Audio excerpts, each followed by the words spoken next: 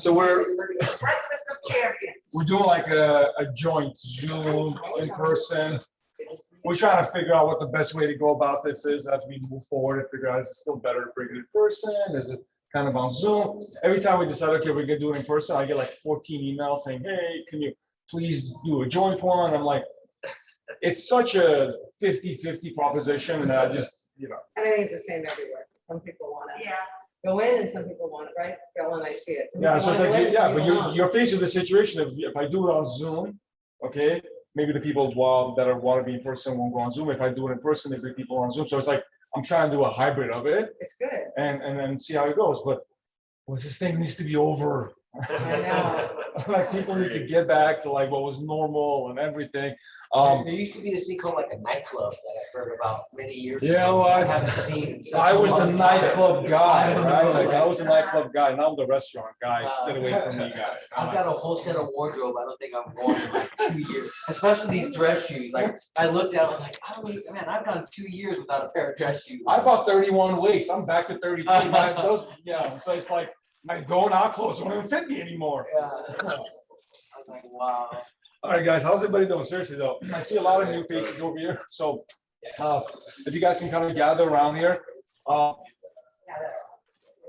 we're gonna. So since you guys are here, and I think Tamara's here too, we have a conversation we can have around farming. But we also wanted to make sure that we cover some of the important stuff on Megacamp. So for those of you who don't know, every single year KW does Megacamp, right? It's our biannual. We have another one in February. Biannual get together of basically the heartbeat of the company, the heartbeat of the economy and the real estate market, locally, nationally. So it's a really good kind of bring everybody together, tell them what's happening with the market. And there's also a lot of really good breakout sessions, like individual growth on anything from profit share to lead generation classes to how to market yourself. Right, one of the guys that was talking this time around, and I had a conversation with you again, right?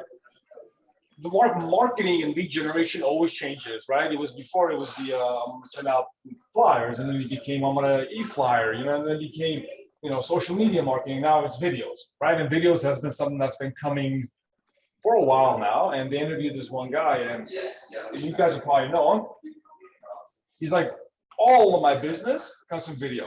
He's like, I get phone call after phone call after phone call of people trying to say, hey, I saw you did a video on so-and-so's property, right? And one of the stories he was telling was, Shaq, I tried to sell his Florida house for like ever. I think he went to like 4 different agents. It was an older, gaudy type of house.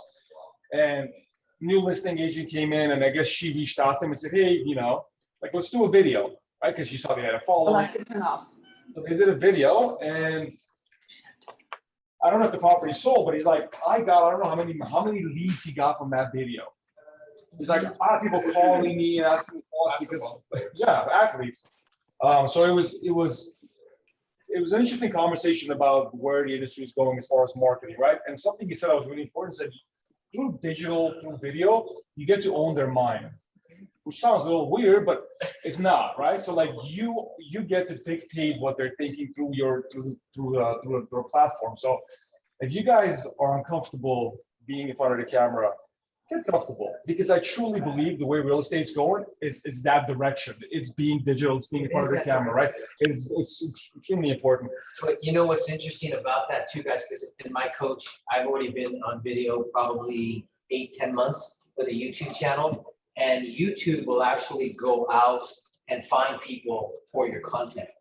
So if you put the right descriptions, if you write the right topics, YouTube's going to go out and find these people for you. You know how you Google something, all of a sudden that feed comes up on your feed all the time, the algorithms.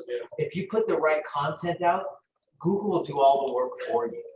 So it's definitely, I mean, I've gotten a lady that was relocating from, she was going to UCLA hospital, and she Googled the onboarding person, said, you should look at the San Fernando Valley as a place to, go look to be at.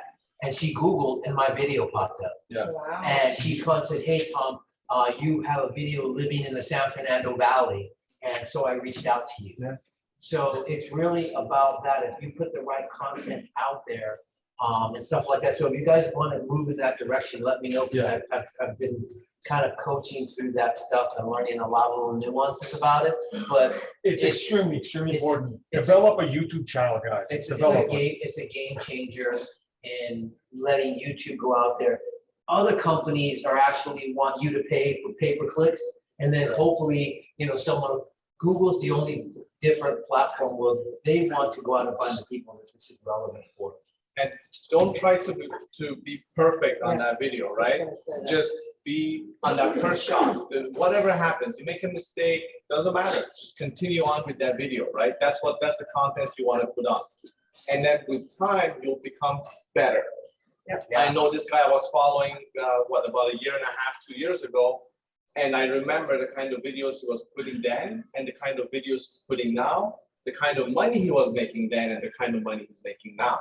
It's huge difference, right? Yeah, by the way, we're not even talking about if you build a YouTube channel, that's a different source of revenue, but we're talking about just the recognition that you're gonna get, right? So, I mean, it's just, I can tell you stories, not just realtors, in general, people that have built the business. I used to work for an agent years ago, and I think she was one of the first ones that I've known that was really big into YouTube. And she's like, 85% of my business comes through referrals that I'm getting for call. Well, I think a great example, plus it's just Google's the number, Google's like one of the number ones, but so is Instagram. All of those companies, Facebook, Instagram, especially Instagram, they when you do videos, they take precedence over just saying, happy birthday, or if you're making a comment. They really push you up in your algorithm. Free And marketing. Dennis is a great example. If of you that. guys come upstairs, you'll see I have a green screen, and now I'm not even using my green screen. It's now me with a little angle in front of my computer, because they want to see reality. They don't want to see the peacock flying behind you anymore, you know what I mean? So really, the consumer really wants to see realness. So my coach is now saying, Tom, you set your tripod up, have it right, and have this intimate one-on-one discussion with them now. So that's how it's really changing and evolving, and it's constantly changing. That might not last forever, but that's what's relevant right now. Yeah. And And then, you're not door knocking, so door knocking is how they see you authentically, like whether you make a mistake or not, that's how they see you, right? always be your authentic self. Like whether you're in front of, client door knocking, when you're in front of a video, just be who you are. I think that's the most like fundamental way to like just be comfortable, right? Yeah. Because this is me being me, and it's just naturally who I am. Hopefully, naturally, you guys are all good people. So I'm gonna go over some of this stuff, and I know Tom wants to talk about some stuff, but I want to cover some of these Megacamp stuffs. There's a lot of slides. I'm not going to cover Canada real estate because I don't think anybody, Antonia may care, but there was a couple of things here that I thought was really, really interesting, right? So whenever you're looking at these, always try to take a look at it on a macro level, and then on a micro level, right? How does GDP affect real estate, right? So some of the stuff that I want you guys to,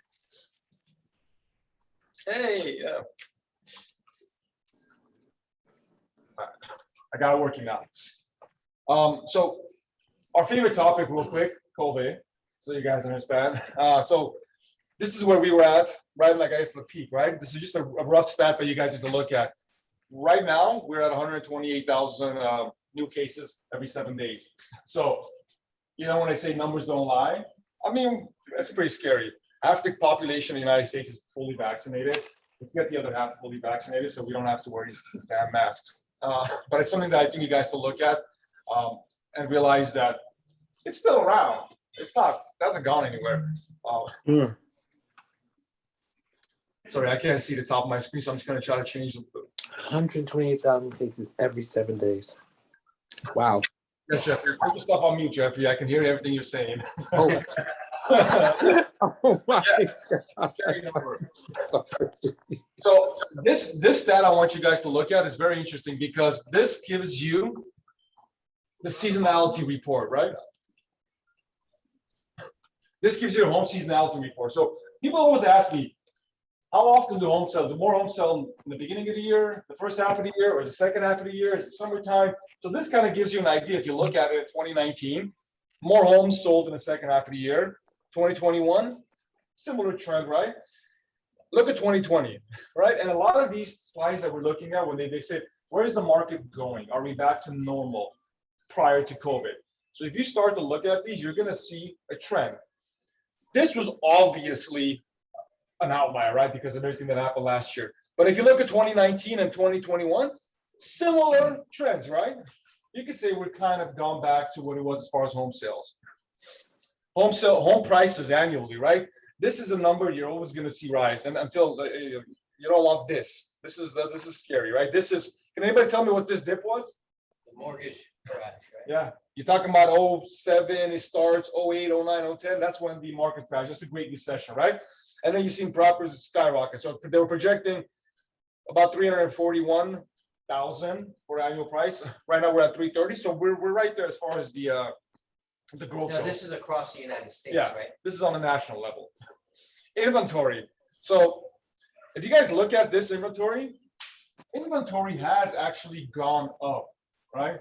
If you look at it, it has, and you'll see some of the stuff, and I'll explain to you why it's gone up. But if you look at the beginning of the year, it was the lowest it's been in, God knows what. Go back for a long time.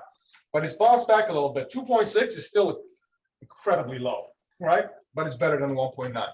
And for those of you guys who don't know, 1.9, 2.6, that's basically if we have a 1.9, that means if there's no home listed on the market, period, in 1.9 months, we are done. There's no more homes to buy. That's what this number means. That's what.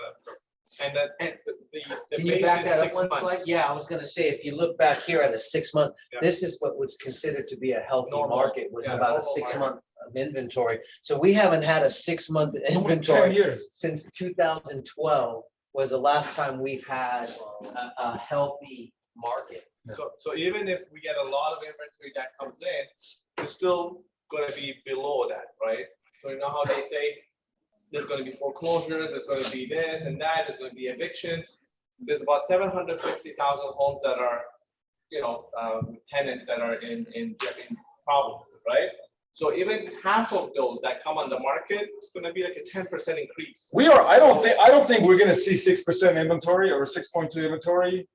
I don't want to say ever, but it's not anytime in the next couple of years. So new listings, right? So like pay attention to this market. This one's really interesting. Go back to, are we back to normal? If you look at the teal, it's the average for basically 2015 to 2019, right? You can see it goes up, and they, right around April, May, June, and then towards the end of the year, it kind of starts to kind of dip down, which we all know. You look at 2021, ignore 2020 for a second, look at 2021. Similar trends, right? We're following the same pattern as previous years. And then 2020, same pattern minus the shutdown, right? That was a shutdown, nothing was happening. But we're back on track to where we were for the last couple of years of new listings coming on the market, which is why you kind of see the inventory spike up a little bit. Same concept, new listings per agent, right? If you look at 2021 versus the average, again, same kind of trend minus the dip that we had, obviously for the shutdown. Mortgage rates, we saw January with the inventory was the lowest, but again, 2.98 is the average. So compared to 2019, very low interest rates out there, guys. Still. Now this is the part that I think is interesting, right? So if you look, does anybody know what GDP is? Gross domestic product. So this is what the Fed looks like to see how do we control monetary policy, right? Are we lax? Are we strict? Do we increase rate? Do we keep the rate as is based off of this? So you see it, right? Steady, and then of course the pandemic, and then a big bounce. Obviously, this is an outlier. This is an outlier. But look at this: 4.5, 6.3, 6.5. So when the Fed looks at this, they're going to say, okay, you know what? Like we stepped back for a while now because we didn't want to raise the rates and we wanted to just let the economy just come back, like just keep coming back. At a certain point, you start to worry about inflation. So what you're going to see happen probably within the next 6 months is you're going to see the Fed saying, okay, you know what? Like we need to have a real serious conversation about inflation, and you will see them actually start to raise the rates. And once they do, everything else kind of trickles down from there. Do you agree with that, Mark? It's already happened. It's already happened? Yeah, they're going to talk about tapering rates. Yeah. Discussions we've got just 2 days ago, they met in Jacksonville. So what does that mean for you guys, right? So when you have your clients that you're talking to them, Explain to them this, right? They may not understand. Tell them, hey, you know what? You waiting another 3 or 4 or 5 months may cost you the ability to buy, you know, a 750 house. Now you're gonna have to go only buy a $700,000 house. So and the market's still similar. Like I said, inventory's got up a little bit, but it's not like, you know, we're not flush with properties in the market. So pay real close attention because, and Mark said, it's gonna happen, right? Consumer confidence, right? This is another really important one you look at. So consumer confidence, right in the beginning of COVID, I mean, look what happened to it, right? And then what happened? We started to kind of feel good. Yes, things are great. And then what happened? The Delta variant. Again, you're gonna feel this when you're out there, right? This isn't just, hey, I'm gonna go buy a Gucci belt and then I don't feel comfortable. This is affect the real estate market because your clients are gonna be like, hey, I'm still concerned. I don't know what my job's gonna do, yada yada. So pay attention to the numbers. Numbers don't lie. You can talk to 10 people and be like, ah, we don't care, but no. But like the consensus is people are really worried right now. Unemployment, fantastic, guys. I mean, like I say as if thank you guys for working. But unemployment has really gone down. That's really important thing. The more people back to work, the better it is. But so this is the part that I think you guys should really look at. People say, well, how's this different than, you know, the recession? So the Great Recession, I'm sure you guys understand, was a housing-led recession. The bubble burst, the industry was all broken.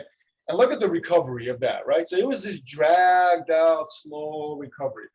But look at COVID, boom, everybody got laid off because of COVID. And then it's just a massive, really quick bounce back, right? So what we go from here and what the Delta variant does is going to be the question. But I think for the most part, we've done a really good job of bouncing back and everybody working. So look at this part, right? Again, same concept. The yellow line is the unemployment rate when COVID hits, and the number of jobs, the blue lines. Look at this.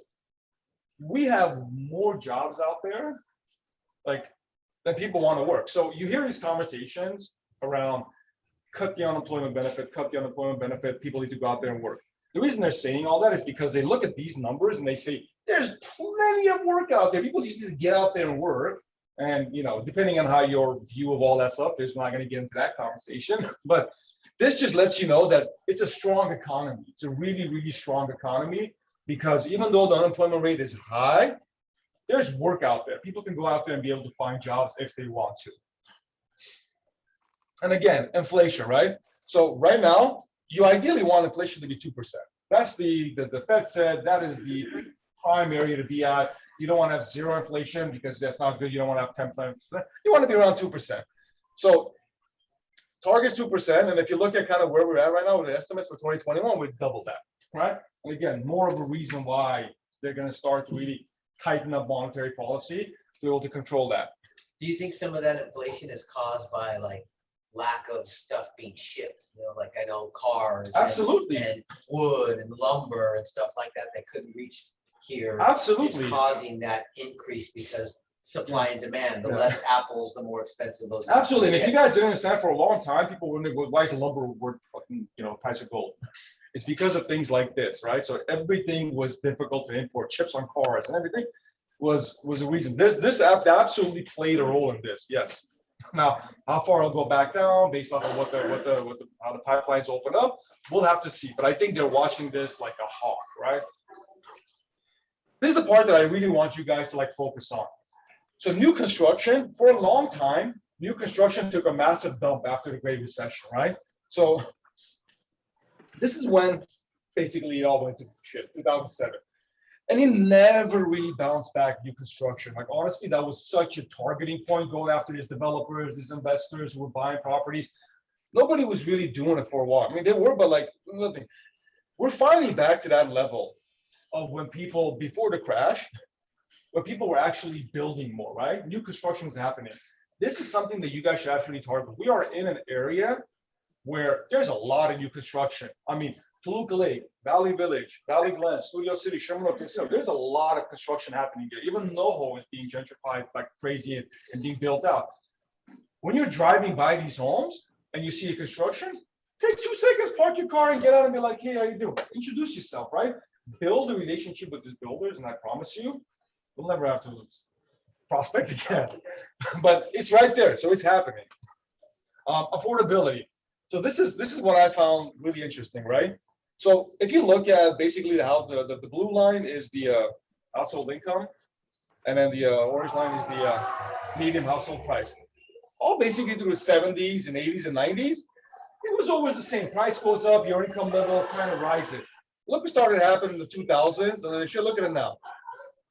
There is a massive gap that's happening between what the prices are and what people are making, right?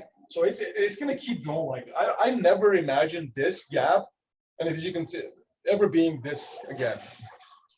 I remember in a couple of before where Gary would talk about this and saying that that gap has to close Yeah. because right now buyers are buying, they're buying beyond their capacity, and that's gotta close at some point. Look, because You know? in a healthy market, somebody that affords $1 million buys a house for $1 million because their income affords $1 million. What you don't want to happen is somebody buy $1 million house with loans that they can only afford 800,000. That's when you have a concern of somebody not being able to stay in the house long term, having to sell or foreclose or whatever happens, right? It's not a sustainable model. A sustainable model is here. Yeah. Which look, to be honest with you, this led to the crash. This little bubble that you guys see, the first little bubble, led to the market crash, right? And then it kind of came back down and we're back to where it was. So that's why a lot of people talk about market. Oh, what's going to happen is because some of these signs, some of these things that you look at are concerning. It's something that you guys really should need to keep in top of your mind. Yeah, I think you look at the blue line is trending up as well. Yeah. So that means people's income are going up as Yeah, much as look, the value. home prices growth are still over almost 1.5 times more than income growth, right? Income is not rising at the level of home prices are. Granted, home prices are rising at like the same levels, so you're not expecting them to be complete. So I'm not concerned that there's a gap at this moment, but I'm concerned that the gap grows. You want to be able to close that gap, and hopefully, based off of the trend, maybe we are going towards actually coming and closing it. So you guys have to understand all these things when you're having conversations with sellers, right? Now you have to take it and say, okay, you know what, on a macro level, things from what the economists are saying are basically back to where they were pre-2020, right? So you have to have these conversations with your clients because your clients maybe don't know that. Your clients see everybody else wearing masks, doing this, and they're like, oh my God, if markets come out to crash. No, we're good. We're just gonna get back to what the normal was prior to 2020, right? And the only difference back in 2004, 2006 era was that to get a loan, it was easy. You just have to go there, they'll check your pulse, right, Mark? And it's okay, you're approved for whatever amount, right? But now it's not, because if you guys talk to Mark, they want everything from you, even the color of your socks that you're wearing that day. So that's gonna be the difference. And look, it's just there's more checks and balances. There's more checks and balances, I think, when you're getting a mortgage, and that's in the best interest of your client. Trust me. I kind of look at this and read though, and kind of feel that there's a lot of marginal buyers out there that are buying to the maximum of their capacity. Yeah. I know lenders are 49 back-end ratios where that probably wasn't the case before. It's 50 unconventional. It's 50 unconventional, so they're letting buyers go to a 50% DTI? DTI Wow. ratio now, where 36 historically was the norm. And then 55 on FHA, 45% on jumbo, and then VAs, it doesn't have one. So it just depends on your product type. Of these DTIs, I'm telling you, are 19 DTIs, the banks are still going to lower DTI. So would it Wow. be safe to think then our 2020, 2021, 2022, maybe 20 buyers could be the most marginal, where when we talk about a crash, these would be the buyers that could walk away from their homes like in 2008? I lost my job, I was marginal, I can't afford the payment. Because I think right now when I mean, at least how I talk to my clients is, as I say, look, the guy who bought in 2008, 9, they made money. They lost their job. They're going to put their house on the market. They're going to sell. They're going to take their money. But the 2021 buyer who paid 865 is 2023, and it's still 865, and that guy lost his job. That's where I think could be the future. I'll give you an example of a conversation an agent has with their buyer. Hey, agent, I want to buy something for $800,000. I feel like that's the top of my market. I'm like really pushing it, but I think 800,000. Okay, cool. Hey, you can get into this house. They counted this at 830. What's another? You're paying 800. What's $30,000 more? I get it. So it's $25, $30, $40 in your payment. They're already stretched at 800. Okay, fine. Now they're flying at like cruising altitude and they're trying to push up a little bit more than that, which is scary. To be honest with you, that is scary. Yeah, it's not the 2015, 2016, 2017 buyers. They're sitting on a buttload of equity, right? Even if they miss payments, like whatever, I'll sell it. But it's the 2020, the 2021 buyers. Looking at the other end too, those people who are paying the 850 on that house, they're not putting 5% down, because if they did, they wouldn't get that offer accepted. They're putting 10, 15, 20% down. So that will also have that. They're not gonna walk cushion. away Yeah, they're not gonna necessarily. walk away. They're not gonna Yeah, walk away from $200,000 Yeah. that they just put down. exactly. And they have such a low interest rate. I mean, remember, a buyer can afford more for a property at a lower interest rate than they can when it starts to rise.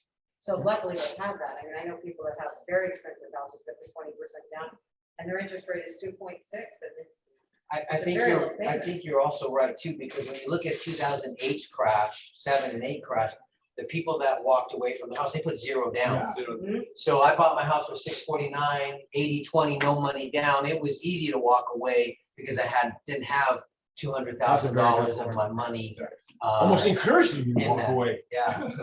It's like, there you Remember, go. what was it, what were we calling it? The 2 years the later. Buy and fly. Yeah. Remember, just buy your other house at 450 and then we'll dump this one as a short And sale, then we buy give it and then fly. They'll even give you money for the keys, remember? Yeah, So it's not cash only for you're keys. walking away, but they will give you money, okay, now you can.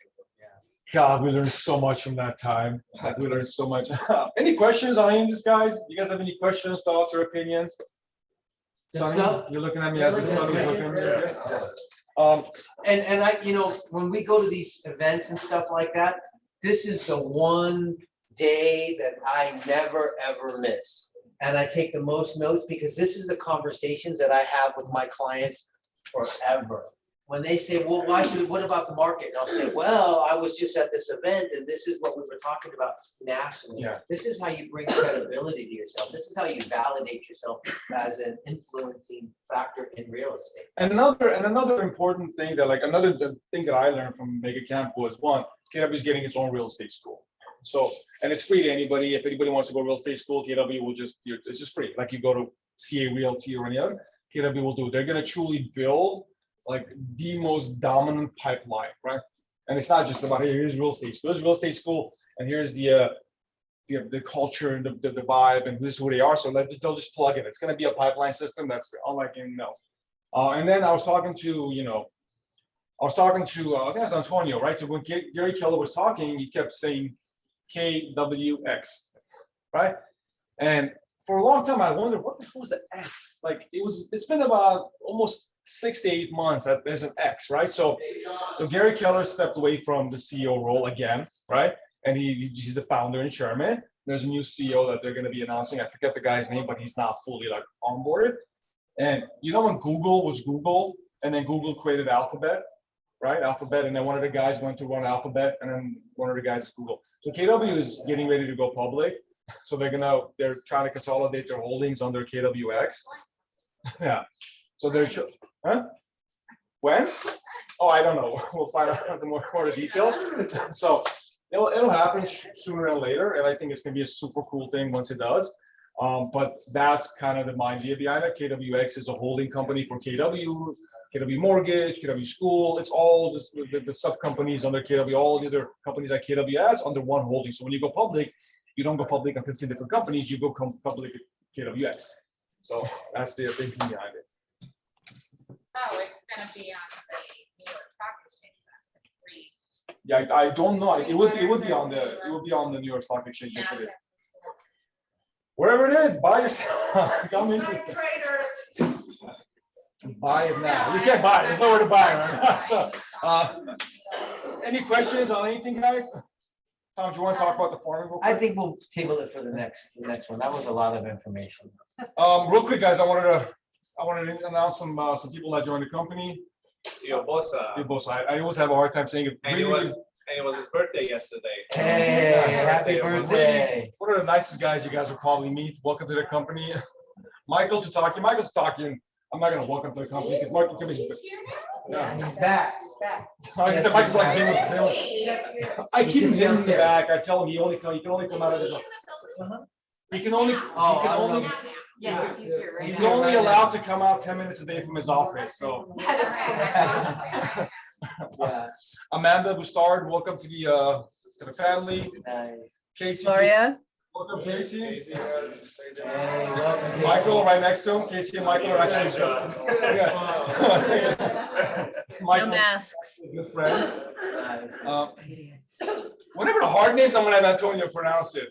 Gisela. I can't pronounce, like, I always wonder, like, whenever, if I join something, I'm just gonna have my last name on there. I just freak people out. Amanda, well, we actually have Amanda before, just so Amanda with the picture, it's the same Amanda. We just have it on here twice. And then, Mark, you're here as well, right? Welcome, Mark. Welcome. Just signed up yesterday. And then, just want to just big shout out to Isabel. She's not here right now, but she actually graduated launch, so big shout out to her. I think, Tom, you were the launch coach, so Whoop-de-whoop. big congrats to Tom as well. Yeah. I'm actually here Real- too. Hi, real everybody. quick- Real quick, kind of update on what's going on. 18 listings in the last 14 days, 114 active, 75 in the past. Really good. I'm losing track of my August. Really good August. Thank you guys for everything. You know, right in the middle of that August, you were kind of seeing kind of like this, and then like we closed last week with like just a freaking flurry of stuff. So really good. I think we're close to about 1.1, 1.2 billion last. I gotta get it updated.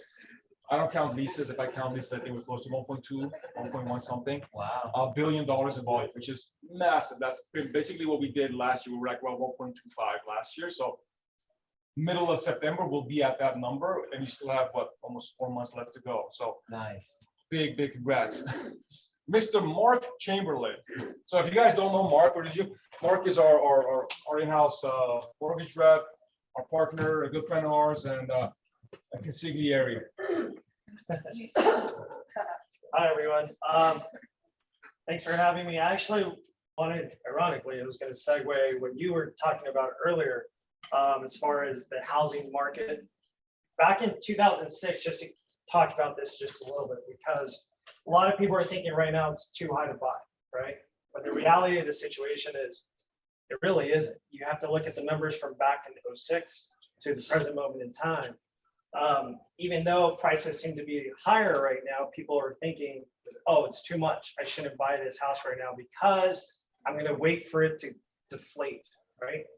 Which the odds of that happening, it's not really going to take a big sign of depreciation, take a big hit. Even if it does go down a bit, it's not going to go down too significantly to make a big difference, right? So a couple of things to note. Home price appreciation right now is 41%. So this is hot off the press as of this morning, right? Year to date? Right now. Wow. So this is from MBS Highway. Is Okay. it LA? It's nationwide. It's nationwide. So the household income has increased 55%. Okay. Now, using easy numbers, just to give you some context, because we all like easy numbers. Back in 2006, the average home price point back then was 300,000, right? Nationwide. The average interest rate was 6%. The average monthly payment is $1,800 back then, right? The household income to qualify for that loan was $6,000. Now, today with that appreciation, that average price point is $423,000. Do you think that payment, trick question, is going to be more or less? Less. Same. Less. I say less. The reason why is because the average rate today is 3%. You know, you can still get, depending on what program you go with, but we'll just use a simple number of 3%. Even with the home price higher, you're getting a lower overall monthly payment. So technically, people are just seeing the higher price, but they're not taking into consideration the lower rate, which right now, as while the rates are low, and believe you me, they're not going to stay this way. At some point, they're going to kick back up with inflation, as Henrik was talking about earlier, because it's going to happen. The Fed is already talking about tapering the rate. It's going to start to happen. So if you got anyone on the fence, numbers don't lie. Statistically, this is where we're at right now. If you got anyone on the fence, I mean, I could send you this graph and you can show it to them, because we would be lucky to be in the same position this time next year. Yeah, I don't think, I mean, I would bet my house that we're not gonna be in the same position. The reason we were in this position is because the Fed said, you know what, everybody stand still, let the economy come back, because we don't want to cripple it even more. But yeah, it's absolutely gonna go back up. Right. And also, right now, statistically, most of the buyers on the market right now that are flooding the gate are those individuals that were born 30 years ago. There's a big influx of first-time home buyers. Those are the ones that are asking mom, asking dad, getting money from crypto, wherever they're getting money from to try to buy that house, right? So if anything, I would suggest go after that millennial, because that's going to be your buyer right now. There's not a lot of people that are currently owning homes that are trying to make a decision to move. Maybe they want to buy a second property, but you know, that is your target, that is your demographic. And those average first-time home buyers, believe it or not, I know you were saying 15, 20%, but they're actually putting down 10%. They don't need to put down 15 to 20% because jumbo loans do not have PMI. Conventional loans will have a little bit of PMI, but the PMI goes away, right? So, but there's options where you don't have to take it if you buy it out and stuff like that. But FHA loans, we don't really do too many of those, but those are always going to have PMI if you put down 3.5%. It's never going to go away. So know your product. Well, you guys don't have to. Me as a lender, this is something that I would go over with your clients so they know all their options, because every product is going to have different terminology and different criteria, right? VA loans, if you know any of that, they don't have a DTI requirement. There's no PMI. We closed one a couple months back, 0% down on $4 million. So it's all income based. You know, anyone in the military, it's a really good loan. So if you have any questions, comments, concerns, let me know. And those of you that don't know, we rolled out an awesome kick-ass jumbo product, 10% down, up to 1.5 million. There's no MI, 45% back in DTI, where the banks are going to cap you 38% if you're self-employed and 43% if you're W-2. Our minimum reserve requirements is only 3 months of reserves, where everyone else is 6 to 12 to 24. So, and we can close it in 21 days plus. So, Any questions, guys? And for those of you guys who are seriously new, reach out to Mark, set up a time, meet with him, talk to him, understand what he does, and understand how he can actually really be an asset. Because anytime you meet somebody, you don't want to guess. Be like, you know, talk to Mark. Like, one of the best things is I don't. Here's my guy. He'll answer all those questions, right? So let him lead your client in the direction that I think. Also, if you got clients out of state or anywhere else, you know, Movement Mortgage is everywhere. I'm looking to buy a property in Colorado, and I'm working with Movement Mortgage out there. That Mark referred me to somebody over there. So yes, thank you for reminding me, because on that note, within 60 days, I'm also going to have my license in Arizona, Colorado, Nevada, Washington, and Oregon. So if you have any clients looking in those states, please let me know. So in 60 days, I would have been able to help you. well, I may not have told you. We're still framing that damn thing out. And then guys, remember with buyers, they think, oh, there's a cost to whatever it is. There's no cost, right? He does whatever he has to for free to get that pre-approval for your client, right? Yeah, there's If you cost want to when pay you're him, though, closing. you can. Yeah. Yeah, and I have a link. I use something called Calendly, which is a game changer for me, where they can just click on my link, make an appointment, pick a time that's convenient for them, and it's a done deal. So I love that. Perfect. Thanks, Thanks, guys. Mark. Good job. So those are, again, I think a lot of you guys are newer, so I'm glad that, you know, you're meeting a lot of these people, our partners. So Tamara, Bella, Tamara, tell us what you do, introduce yourself to somebody newer agents. Tamara Ortiz, Fidelity Title, this is Tamara here, Fidelity Title. I've been in business a very long time. When I hear these rates and stuff, I'm like, oh my God, when people talk about, you know, a new buyer is not really sure if they want to buy. I'm like, my God, I bought my first house at 9%. 9%. So it's interesting how it works, right? I bought a house for 300,000 at 9%. Now, if you look at it, people go, oh my gosh, but you know, the house is worth so much more. I said, yeah, but you're buying at 3%. You know what I mean? So it's, you have to kind of look at that.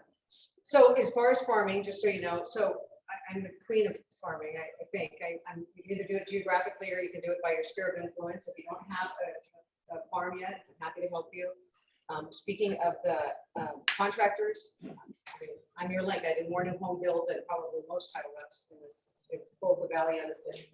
So I can help you find those builders. I can give you connections to those builders. You know, you can call yourself, hey, you get a pocket listing, you get something they're looking for.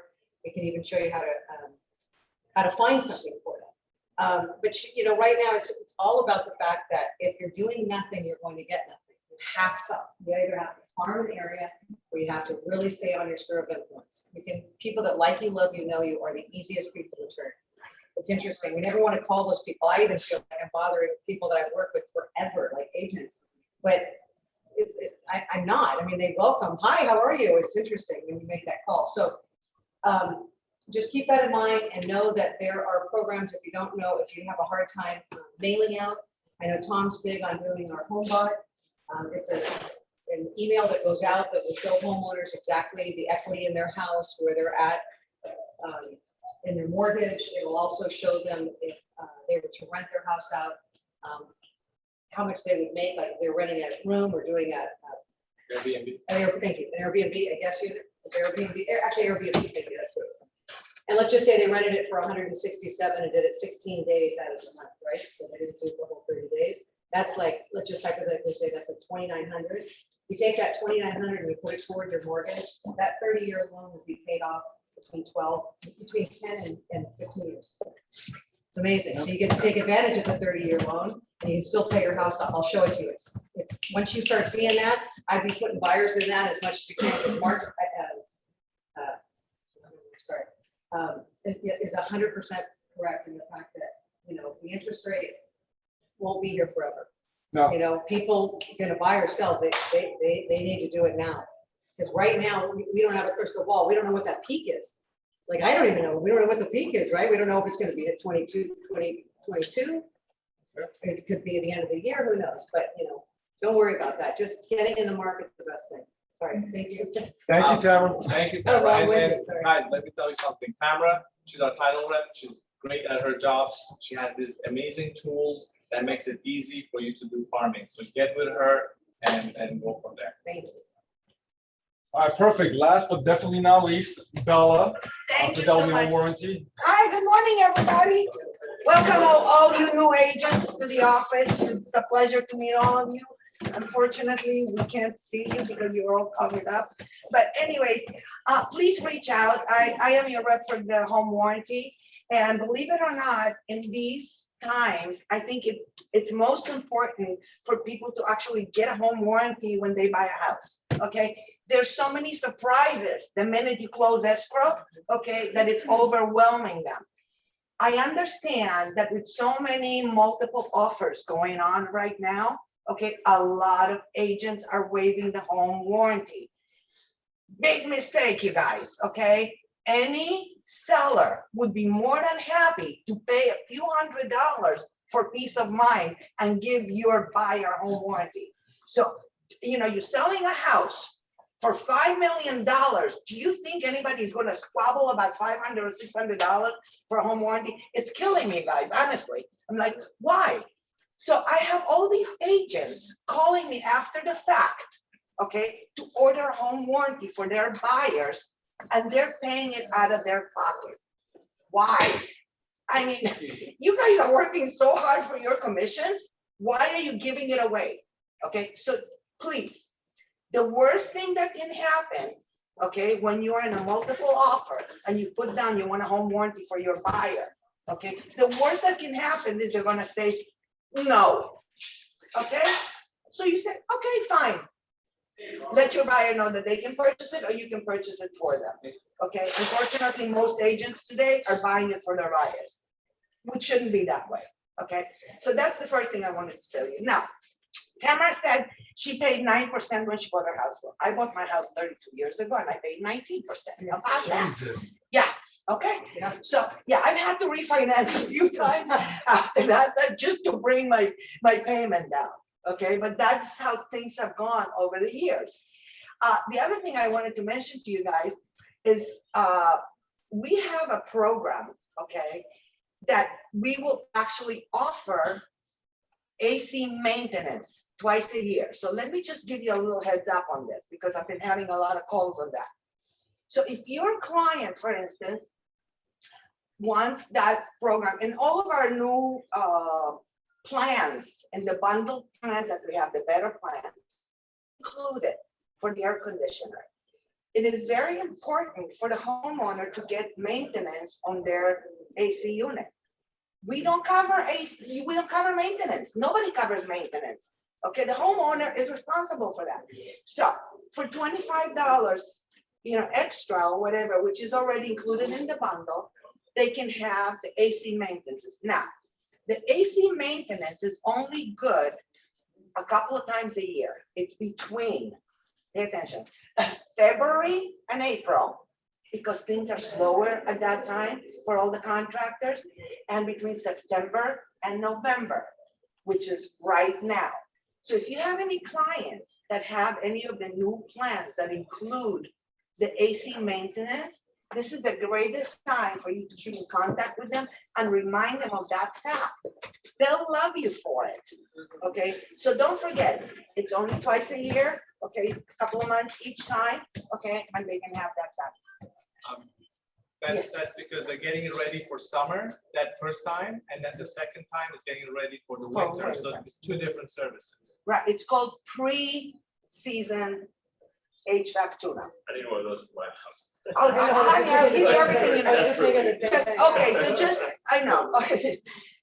The other thing I wanted to remind you guys, new construction, okay? We both work with all these new builders in town or whatever, and we do a lot of new construction policies. New construction policy is the most amazing thing you've ever seen in your life. Just ask Dennis, okay? He puts it on everything. I'll tell you why. We will cover that house for almost the same price as a one-year policy, okay, for 4 years, meaning years 2, 3, 4, and 5, okay, that buyer's gonna be covered with everything, okay? I mean, that is like, and for like that, it's less than $1,000, you guys, okay, for all that time, okay? So just keep that in mind. Ask for it. If you don't ask for it, you're not gonna get it, okay? And the reason we only do 4 years is because the first year is by law has to be covered by the builder. Okay, so that's just as easy as it is. We do rentals, we do income property, we do multi-family units, we do anything that you guys want. So just keep that in mind. There's nothing, well, not, that's stretching it a little bit, okay? But there's a lot of things that we will cover, okay, as long as you guys have the knowledge of it, okay? Now, I put some for those of you that want to farm, because believe it or not, I have a lot of people farming these days. Farming meaning going door knocking. Hi, Carol. I have people going on door knocking, okay, and leaving their information on the doors. Actually, people are happy to see somebody coming around knocking on their door, okay? So keep that in mind. I left a whole bunch of door hangers. You just put your card on it, and you just go ahead and start knocking on doors, okay? Thank you for having me Thank you, today, Bella. and Thank you. If you guys just get- reach out, Yeah, please. for those of you guys that are new or have any questions, please reach out to Bella. Yes, I have my cards and Bella, all the Laura, goodies here. Tamara, anybody. Thank you, guys. So, real quick, this one, we'll talk about later. I'm gonna just pitch some properties to you guys real quick, and then I will let you go. Some of the new listings that we got. This part, ignore it, let me see. So the slides are a little bit off. I'm gonna try to do my best possible. The Coen Brothers, this is basically $8.5 million Malibu freaking villa. If you want a vacation home, I've offered to buy it at about $1.5 million. They're refusing to sell it to me. I put my FHA offer in and I got denied too. But an immaculate property. If you guys have a client that's looking to basically have a house in Malibu with a beach view, this is it. Josh, again, I told you, Josh really targets a lot of probate sales. If you guys want Josh's property, know that you're gonna have to go through probate. That's all he does.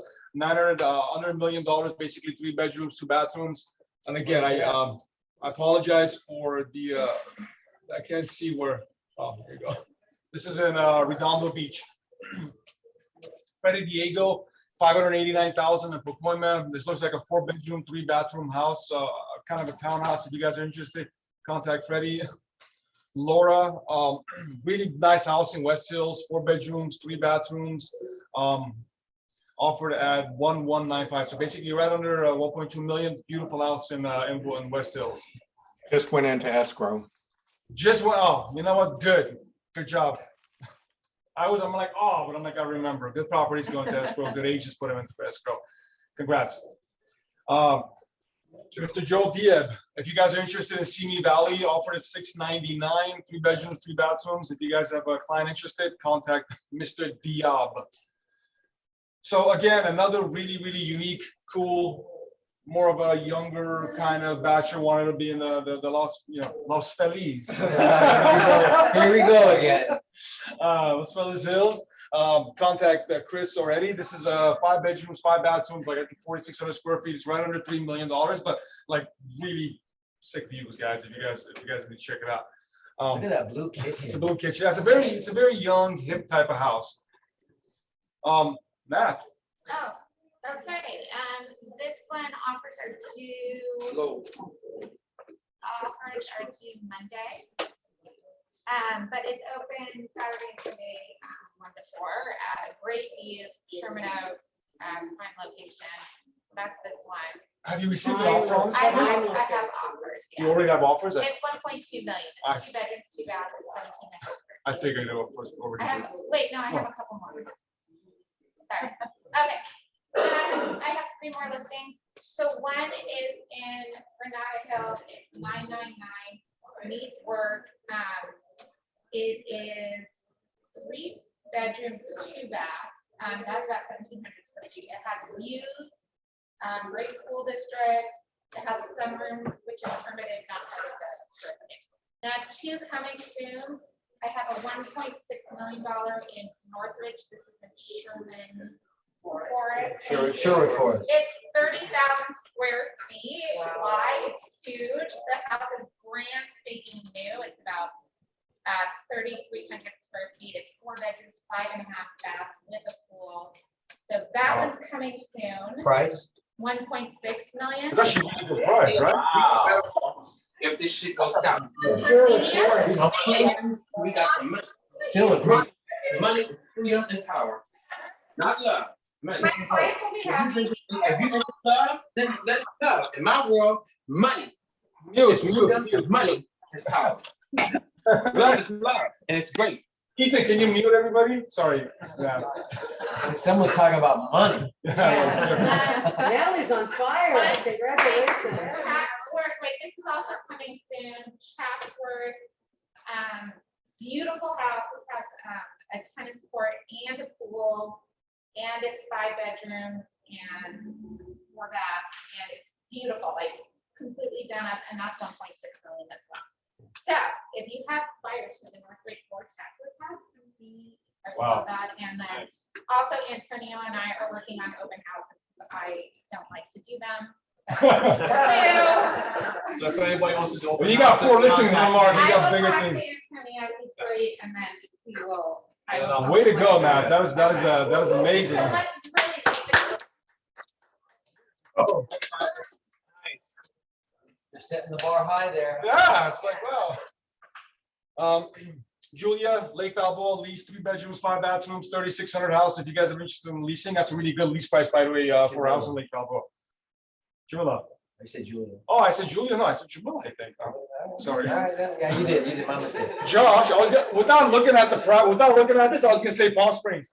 So, house in Palm Springs, guys, this is a small house. I don't know why it says it's a single. Technically, it's in a community. This is not the entire house, by the way.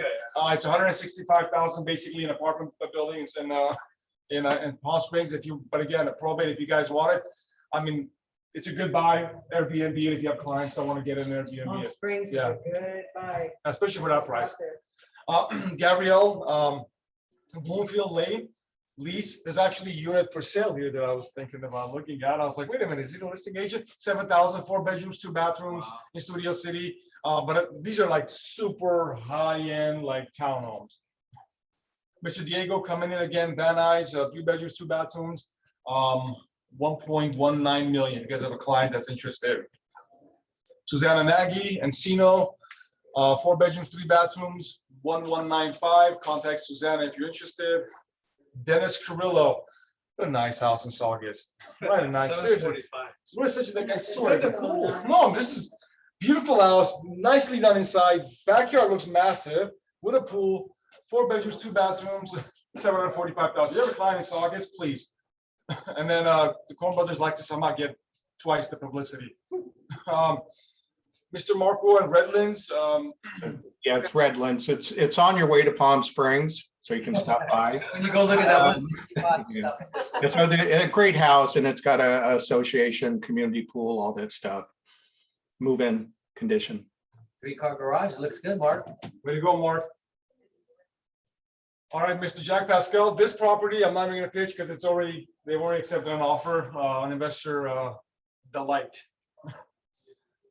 Ritz in Los Angeles, 3-unit, guys. So I know this is a fantastic price for a 3-unit. If you guys have investors, and I apologize about this, guys. If you guys have an investor looking for LA, 3 units, $784,000. It's the lot, I think, is over 6,000 square feet, almost 6,500. So really a potential to make some money. Any needs, any wants? Anybody have a client, buyer, anything that they want to pitch? Or it's going to be a group? We have vacant lot in Wooded Hills, 200,000, office building in Southview for 500. Perfect. Are they already leased out? No. They're vacant. they're It's actually pretty good. How many more? Perfect. Without, Can I add just something that I forgot to mention that is super important, especially for people that are going after listings? To offer that seller some peace of mind, you can offer a policy that they don't need to pay for it until they close escrow. If escrow never closes it, and let's say we have to replace a water heater, which I see more often than not during the listing period, okay? You've given a big peace of mind and they don't have to pay anything. If escrow does not close, they don't pay anything. But the caveat to it is if you put a seller's coverage on a property, you must provide that same policy with the same company, okay, to that buyer. That's the only way that it works. So keep that in mind, talk to your sellers. It's a great listing tool, okay? You're giving them something for nothing. They're gonna love it. Thank you. Beth. perfect. Thank you guys for everything. you. Those in Anything else? person, those online. Meeting adjourned. Meeting adjourned. Have a fantastic rest of the week. We're gonna talk to you about something.